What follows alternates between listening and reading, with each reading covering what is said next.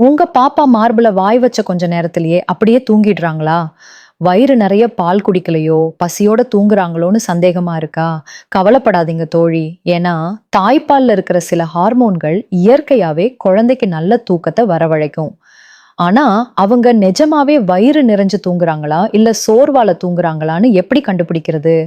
குழந்தை நல்லா வயிறு நிறைஞ்சு தூங்குனாங்கன்னா, அவங்க கைகள் 2ம் நல்லா ரிலாக்ஸா, விரல்கள் விரிஞ்சு இருக்கும். அதுவே பசியோட தூங்குனாங்கன்னா, கைகள நல்லா சுருட்டி மடக்கி வச்சிருப்பாங்க.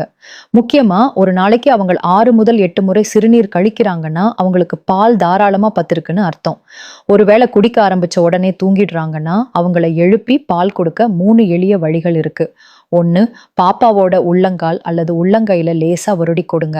அடுத்தது, அவங்க காது மடல்கள மெதுவா தொட்டு விளையாடுங்க. 3வது, பால் கொடுக்கும்போது அவங்க உடம்புல இருக்கிற துணிகளை லேசா தளர்த்தி ஸ்கின் டு ஸ்கின் டச் கொடுத்தா தூங்காம பால் குடிப்பாங்க தோழி. குழந்தையோட கைகளை கவனிங்க தோழி. ரகசியம் தெரிஞ்சிடும். இந்த பயனுள்ள வீடியோவை மத்த புது அம்மாக்களுக்கும் ஷேர் பண்ணுங்க. நம்ம சேனலை சப்ஸ்கிரைப் பண்ணிக்கோங்க.